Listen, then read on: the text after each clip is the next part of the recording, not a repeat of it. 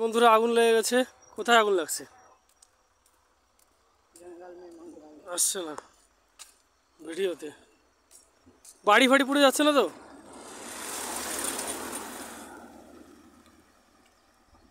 হয়তো বাড়ি ফাড়ি পুড়ে যাচ্ছে। আগুন তো ধমাকা আগুন উঠছে।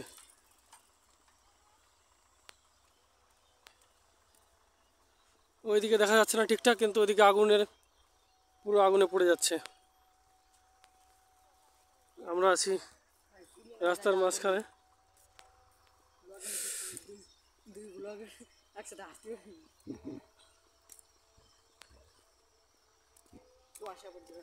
ওই যে এখন আবার দেখা যাচ্ছে, একটু জুম করলে দেখা যাবে।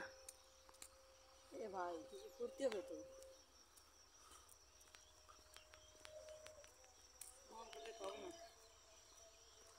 কারণ কুয়াশা পড়ে যাবে না।